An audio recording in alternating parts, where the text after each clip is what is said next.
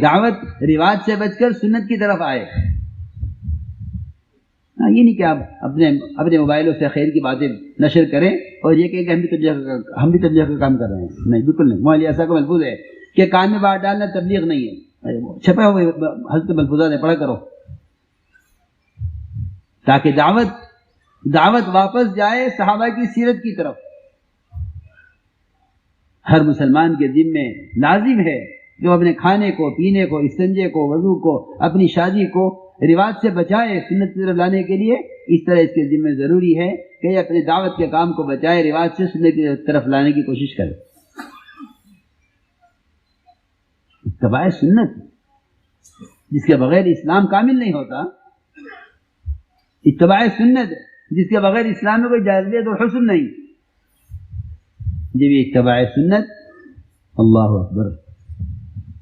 عبداللہ بن عمر رضی اللہ تعالیٰ عنہ نے حضرت عمر رضی اللہ عنہ کو کھانے پر روک لیا. میں کھانا کھا لیں بیٹھے کھانے پر. حضرت عمر نے ایک لقمہ لے کر ہاتھ روک لیا. کیوں ہمیں ملی؟ کیوں نہیں کھا رہے؟ فرمایا کہ عبداللہ تیرا دسترخوان سنت کے خلاف ہے، میں نہیں کھا سکتا. میں نے اپنے دو ساتھیوں کو ایک راستے پر چھوڑا ہے، میں اس راستے پر چلوں گا تو ان تک پہنچوں گا، نہیں چلوں گا تو ان تک نہیں پہنچ سکتا. امین کیا بات ہو گئی کہ تیرا کھانا خلاف سنت ہے؟ کہ نہیں امین کیا بات ہے کہ تو نے دو کھانے جمع کیے ہوئے ہیں.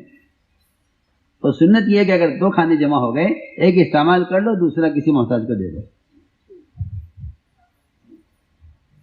سنت یہ ہے. ہمیں تو اپنے پڑوس کی، پڑوس کے ملک کی، پڑوس کے ضلع کی، پڑوسی کی خبر نہیں ہے.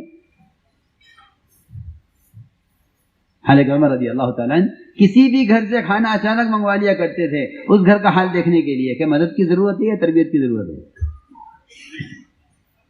یہ حیوانیت ہے کہ خود کماؤ خود کھاؤ. آپ نے دیکھا ہوگا جنگلوں میں شیروں کو اگر پورا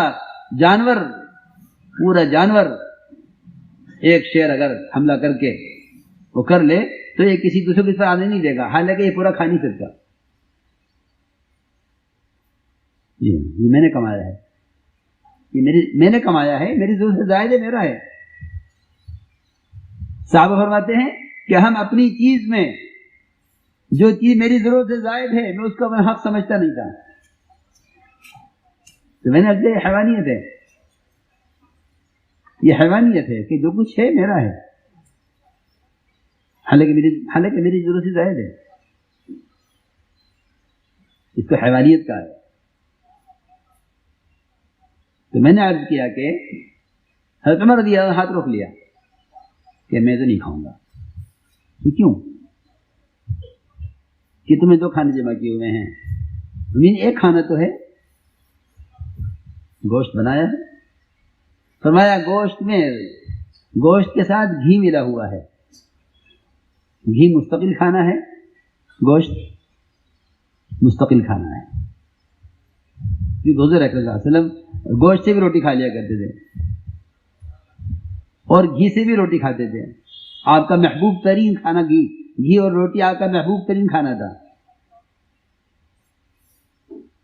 روایت میں ہے محبوب ترین کھانا آپ کا، یہ روٹی پر گھی لگا دیا جائے اور اس پر کالی مرچ چھڑک دی جائے، یہ آپ کا محبوب ترین کھانا تھا. تو تم نے دو کھانے جمع کیے ہوئے ہیں.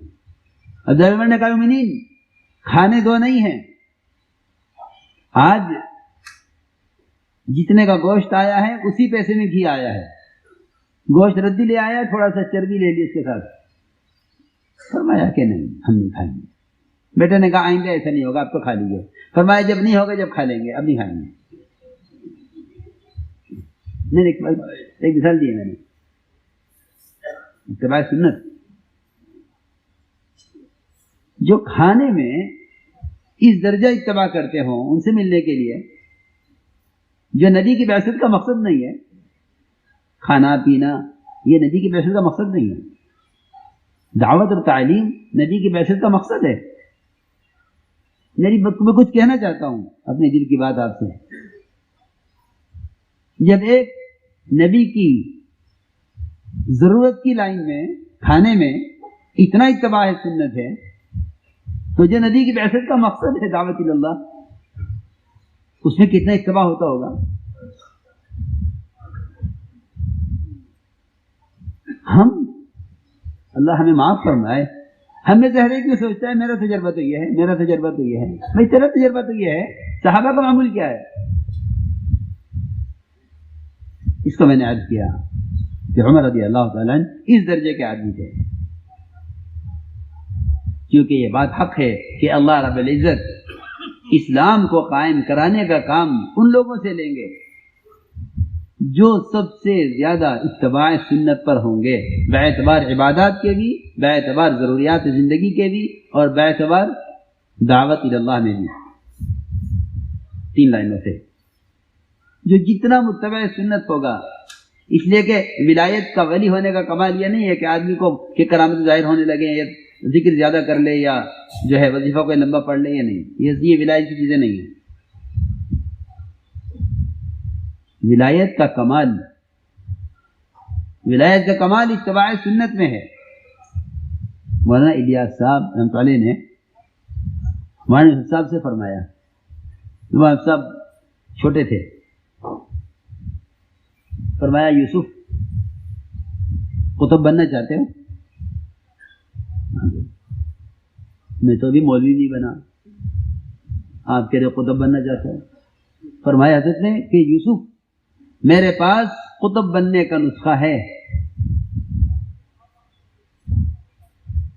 اگر چاہتے ہو قطبیت کے مقام پر پہنچنا. اس کی حضرت فرمائی.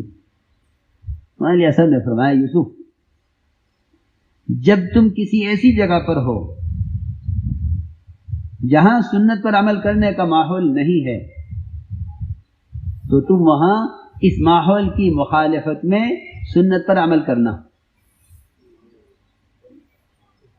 اس لیے کہ آدمی ولی اتباع سنت سے نہیں بنتا،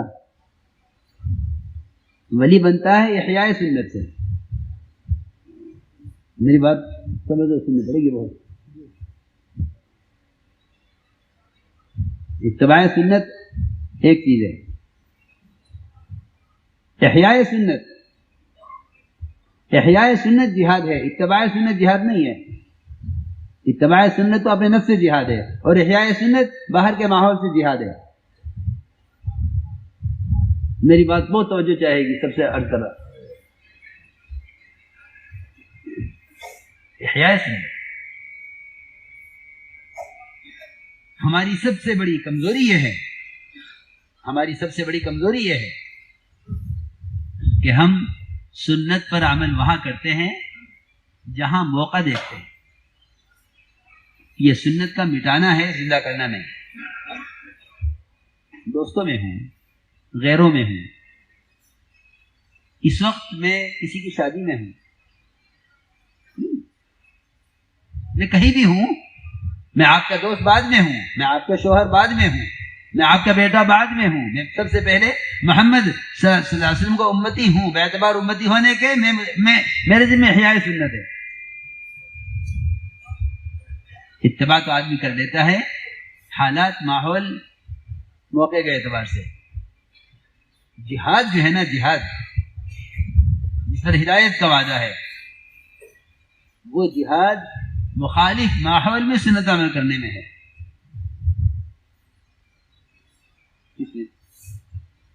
مخالف ماحول، کیونکہ ماحول جو بدلے گا وہ احیاء سنت سے بدلے گا.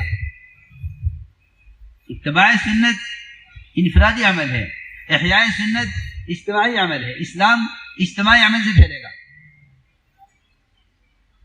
اگر آپ نے کسی موقع پر اور کسی ماحول میں سنت کو یہ سمجھ کر چھوڑ دیا کہ یہاں اس کے عمل کا موقع نہیں ہے، تو آپ نے سنت کو اجتماعی طور پر ختم کیا ہے.